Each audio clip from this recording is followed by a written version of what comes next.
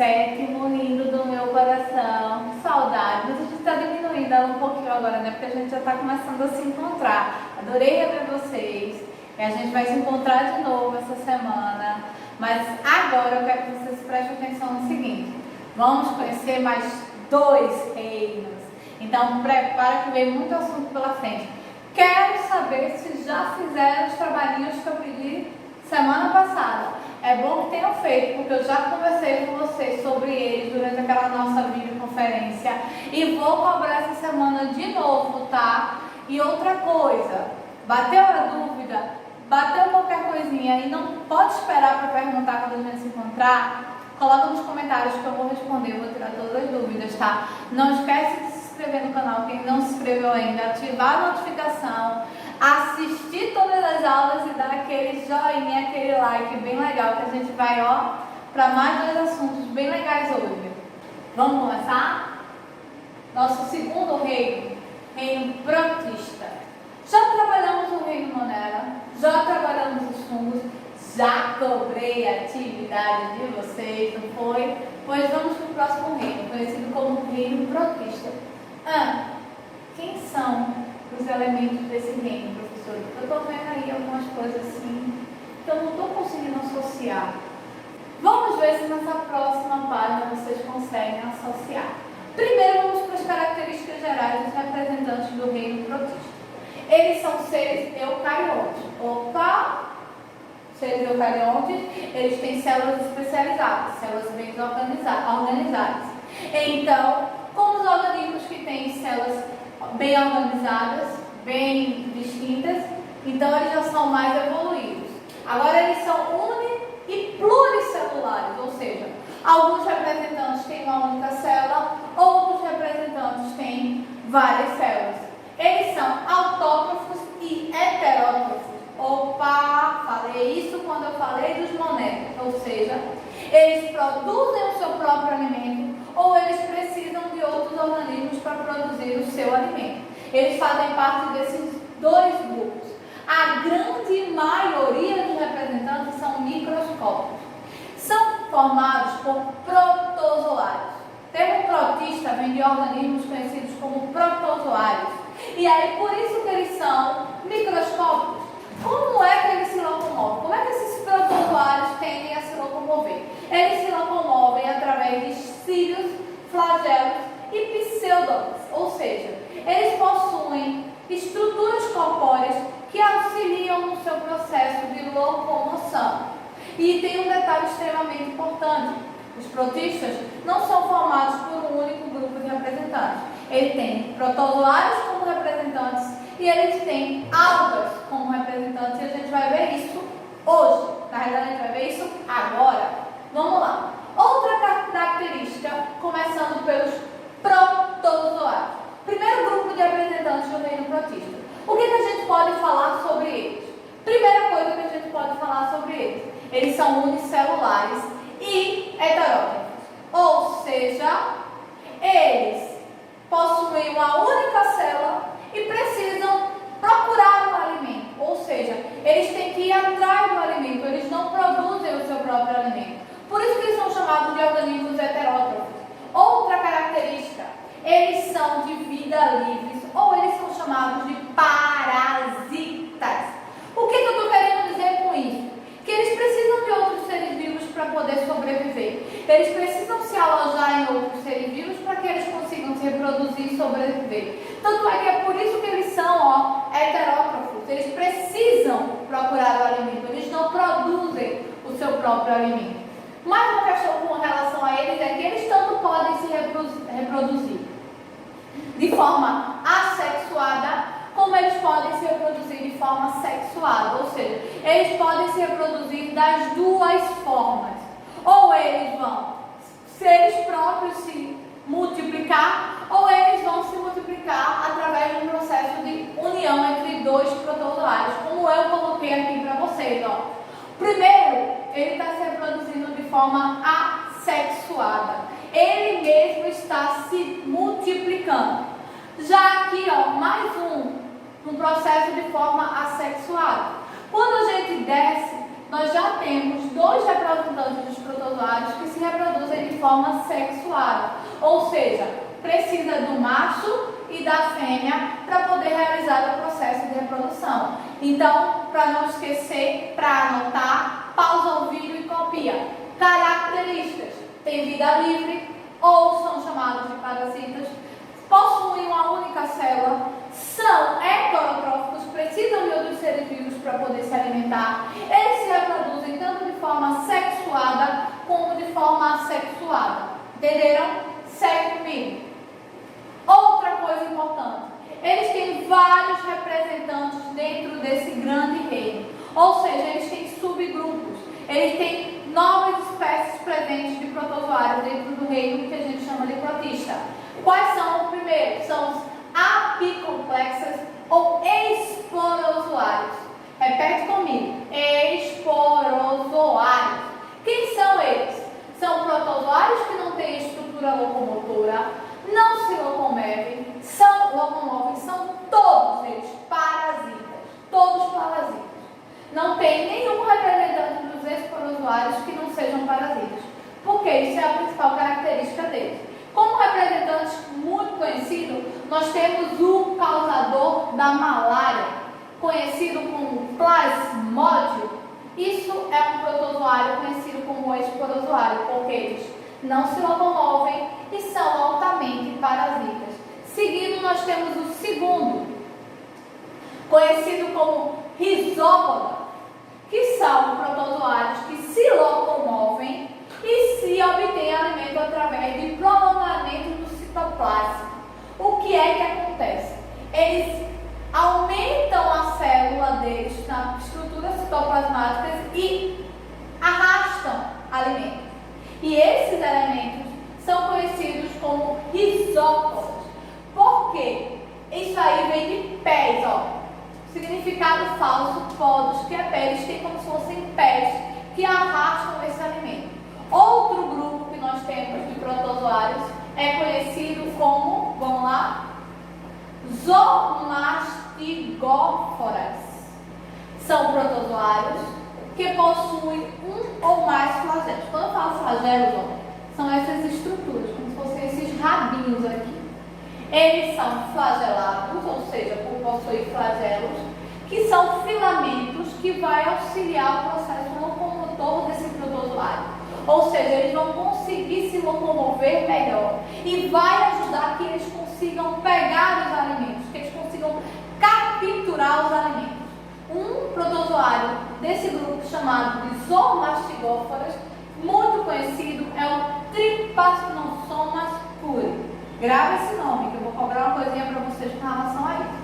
Seguindo, nós temos outro representante dos protozoários, conhecidos como Ciliófora, que são protozoários que possuem cílios. O que são cílios? Ó? Tá vendo essa estruturazinha aqui, ó, que parece pequenos prolongamentos?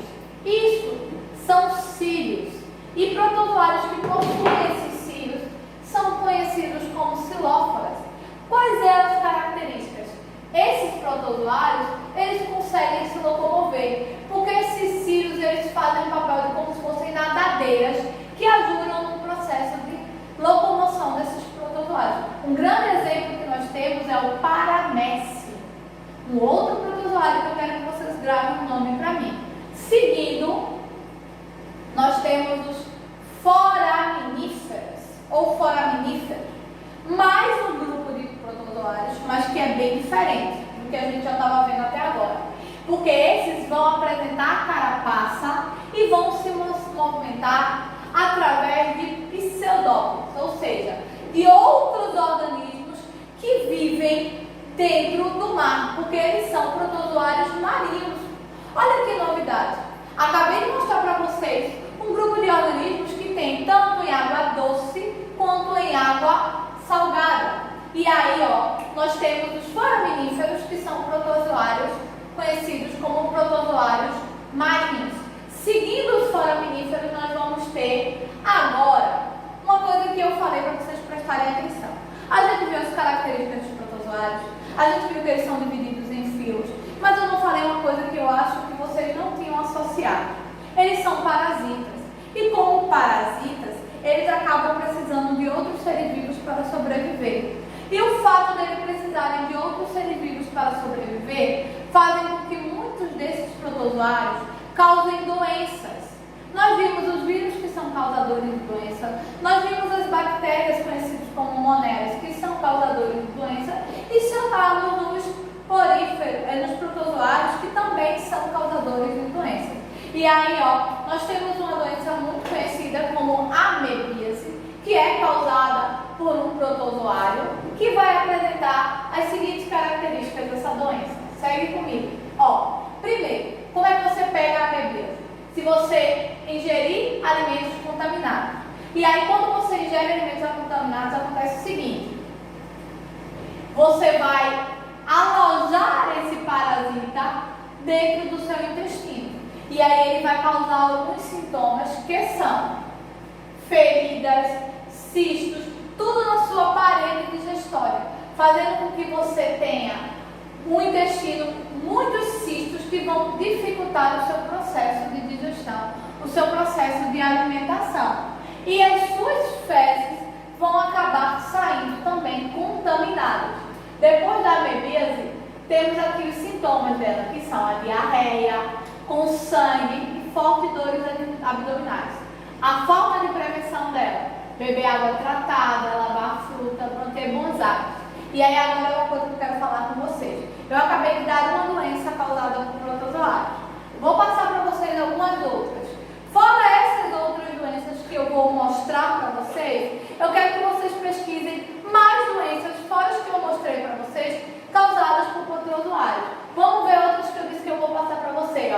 Temos a doença de Chagas, que é causada por um protozoário, muito conhecida por sinal. E aí eu coloquei como ocorre a transmissão. Coloquei para vocês também outra questão com relação a ela, que é: quem é esse protozoário? Coloquei para vocês quais os sintomas causados pela doença de Chagas. E aí coloquei como você pode se prevenir, ou seja, eu quero que vocês façam isso com as outras doenças que eu estou pedindo para você procurar. Coloquei para vocês a amebíase, coloquei para vocês doença de Chagas, estou colocando para vocês a malária e estou seguindo a mesma linha, protozoário, como é transmitido, como vai agir no seu organismo, como é que ela se desenvolve, quais os sintomas e como você pode se prevenir. Estou botando mais uma: leishmaniose.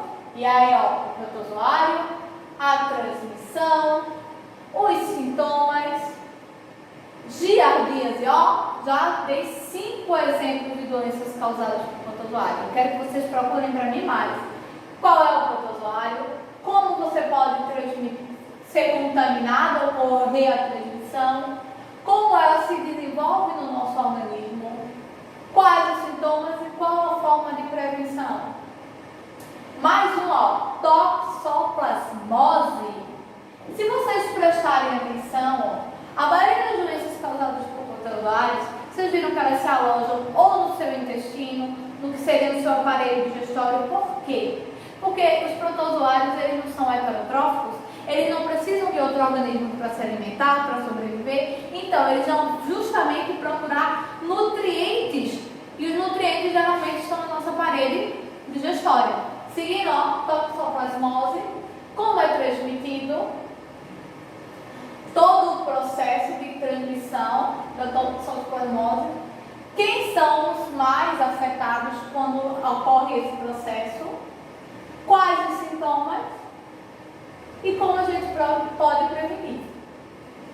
E aí agora vamos continuar, só que eu não falei que eram 2 grupos. Os protistas, eles apresentam 2 grupos: os protozoários e as algas. Mas a você vai dizer para mim: peraí, professor, só está falando de protozoários e a senhora vai num grupo de algas que não tem nada a ver, mais ou menos. Algas eu pensei que fosse vegetal. Não é que quando eu tinha a idade de vocês e que eu estudei esse assunto, eu também achava que alga fazia parte do reino vegetal, que a alga era planta. Mas não, a alga ela não faz parte do reino vegetal. Ela apresenta características que fazem com que ela seja um elemento que não pode se encaixar no reino vegetal, por isso ela foi lá parar no reino protista. Mas ela faz uma coisa ela realiza a fotossíntese, ela é autótrofa, ela produz o seu próprio alimento, mas ela não apresenta todas as características que faz com que ela vá parar lá no reino vegetal. Então, por isso, quando eu falo em protistas, eu também falo em algas, que são autótrofos fotossintetizantes, são uni- ou pluricelulares, não esqueçam disso. Uma característica que é comum a esse grupo, a mesma coisa aconteceu com protozoários, são animais ou seres vivos, se vocês quiserem chamar, que vivem no mar, em lagos, em rios ou em superfícies úmidas. Apresentam coloração variada. Você vai encontrar algas pardas, algas vermelhas, algas verdes. Vocês não pensem que só que existe só o sargaço como alga não, tá? Existem várias espécies que apresentam colorações diferentes. Por exemplo, ó, acabei de falar do sargaço. Olha ele aqui, ó. Olha aqui outra, ó, a alga vermelha. Ou seja, as algas elas não só vão apresentar ó, aquela cor preta ou aquela cor verde. Elas apresentam outra coloração também. Por exemplo, as algas vermelhas têm uma curiosidade. Uma curiosidade que poucas pessoas sabem e que a gente diz, não, professora, a senhora não está falando isso. É uma curiosidade polêmica, mas que eu vou debater com vocês colocam lá no comentário. Todo mundo já deve ter ouvido falar sobre uma das 7 pragas, que é a do mar vermelho, que o mar ficou vermelho de sangue. Muitos cientistas, muitos estudiosos levam em consideração essa alga vermelha aqui. Falam que na realidade não era sangue, e sim o que a gente chama de fenômeno da maré vermelha, que é causada pela liberação da toxina dessa alga vermelha, que deixa a água justamente com essa coloração vermelha.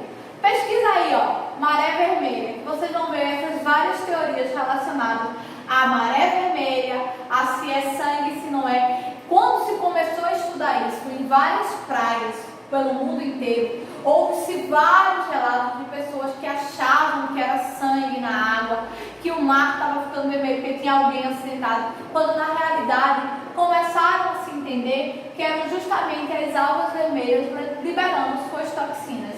Outra questão sobre as algas que eu coloquei, ó, as algas verdes e as euglenas, outro tipo de algas chamadas de algas unicelulares, que vocês só vão encontrar nas profundezas. E aí, ó, colocando justamente para vocês, que nos protistas, nós temos 2 grupos, os protozoários e as algas, que fazem parte desse grande reino chamado de reino protista. Fechou? Espero que esqueçam, não esqueçam na realidade. Falei para vocês que são 2 assuntos. A gente vai para o nosso próximo reino. Reino fungi. Terminou o protista, muda a página do caderno. Antes de mudar a página do caderno, vai lá no livro, não esquece, no final do capítulo do protista, responder o exercício, tirar foto, botar no comentário, mandar para mim por e-mail, mas eu quero ver esse exercício pronto, tá? E no nosso próximo encontro eu vou cobrar. Dando continuidade, vamos para o nosso terceiro reino, conhecido como reino fungi, ou dos nossos lindos e maravilhosos fungos. Ai, professora, mas fungo é tão feio, não é bom.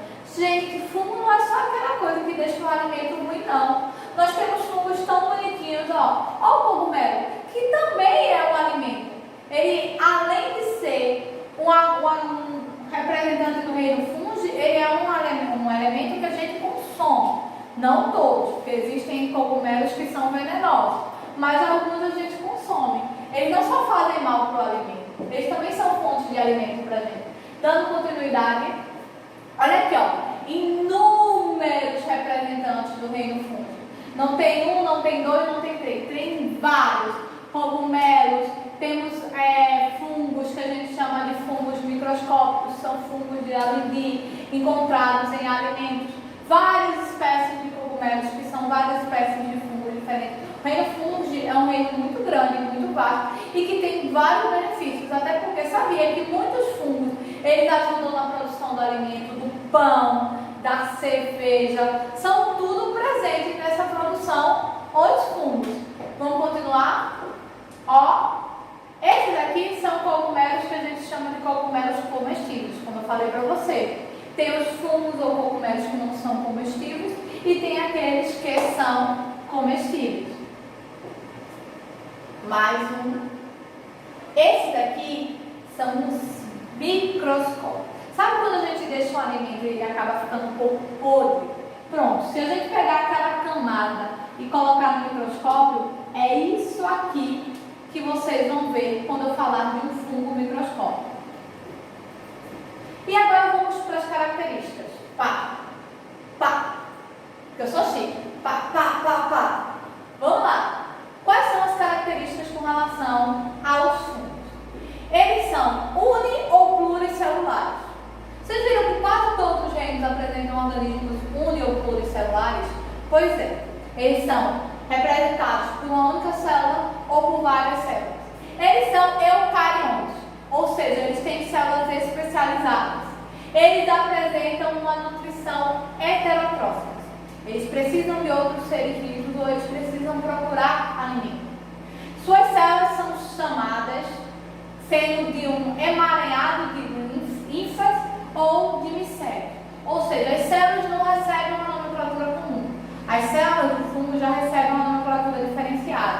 Ou eles são chamadas de ínfas ou elas são chamadas de micélio. Essa é a nomenclatura que a gente dá às células dos fungos ou dos representantes do reino fúngico. Seguindo, a parede celular é constituída de quitina e seu material de reserva é o glicogênio. Por que a parede celular é constituída de quitina? Tem que ser uma parede celular um pouco mais resistente, apresentar mais resistência, porque teoricamente eles são organismos visivelmente frágeis, então eles têm que se proteger. Seguindo, aqui ó, mais a estrutura, como é o processo de reprodução dos fungos. Vamos colocar tudo para vocês acompanharem comigo. Eles podem se reproduzir de 3 formas. Acompanhe, segue comigo. Brotamento. O que é o brotamento? É a formação de saliência na célula de um fungo no celular. Ou seja, vou fazer um desenho aqui, quando eu mudar de slide eu apago. Não, preste atenção, segue comigo. Nessa parte aqui para vocês entenderem porque eu vou puxar. Como é que é o brotamento? Vai ter aqui, por exemplo, um fungo. E aí desse fungo, uma partezinha vai ficar maior. E essa parte maior vai vir para cá. E aí vai dar origem a um novo fungo. A esporulação. O que é a esporulação? Vai acontecer um processo muito semelhante ao brotamento. Nós teremos um fungo aqui. E aí uma parte desse fungo vai se soltar gradativamente e vai dar origem a 2 fungos. E a última, conhecida como fragmentação, é o seguinte. Eu tenho um fungo. E aí um fragmento dele se rompe e vai dar origem a 2 novos fungos. Então, são tudo processos de reprodução assexuados que os fungos podem realizar, conhecidas como brotamento, esporulação e fragmentação. Quer copiar o desenho lindo que eu fiz? Pausa o vídeo e copia. Mas se não quer copiar porque não foi tão lindo assim, não tem problema. Só entenda que tem o processo de brotamento, esporulação e fragmentação. Seguindo, qual a importância? Lembra que eu falei que os fungos eram extremamente importantes? Eles são importantes na indústria farmacêutica e são elementos decompositores para início de conversa. Indústria farmacêutica minha gente. Muitos medicamentos são formados ou são constituídos por fungos. E o fato deles serem decompositores, organismos que não prestam mais para o meio ambiente, são consumidos justamente por esses fungos. Então, 2 coisas bastante importantes com relação aos fungos. Eles são utilizados na indústria farmacêutica e eles são considerados organismos decompositores. Seguindo. Mais uma vez, para vocês não esquecerem que o fungo ele não só aparece naquela forma de para vocês gravarem isso. E aqui, ó, são os conhecidos fungos decompositores. Olha aqui, ó. Alimentos que não servem mais, ou então que já passaram de validade, eles são consumidos pelo que a gente chama de fungos decompositores. Aquele fungo branco que a gente vê nos alimentos que a gente chama de alimentos que já estão podres. E ó, outra coisa que servem os fungos: produção de alimentos. Lembra que eu falei no pão, na cerveja, no queijo? E eles são parasitas. Eles também trazem doenças para animais e para as plantas. Para o homem, ele pode causar problemas quando você consome um alimento podre ou ruim que já foi consumido pelo fungo. E aí, ó, não esquece: produção de alimentos, parasitas, decompositores, produção de medicamentos.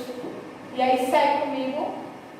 Aqui, ó, nós temos mais dois fungos que acometem a nossa pele, que fazem com que nossas unhas elas fiquem degradadas. E aí aqui, ó, também que podem entrar em contato com a nossa epiderme ou a nossa pele. Então, os fungos, eles não têm só benefícios, eles apresentam alguns prejuízos também. Vamos para o próximo. E aqui, ó, outro grupo de fungos chamados de link, que eles são mutualistas, ou seja, eles acompanham as algas, são os fungos que acompanham as algas, os que estão juntos com as algas. E com isso, nós finalizamos reino protista e reino fúngico. Mesma coisa que eu falei para vocês. Terminamos o reino fúngico. Vai lá no final do capítulo, faz o exercício, tira a foto e manda para mim. Se ficou alguma dúvida, coloca lá no comentário, manda um e-mail. A gente continua por aqui, ó, comunicando, eu daqui, vocês daí, e com as nossas conferências que a gente vai ter semanalmente. Beijinhos para vocês.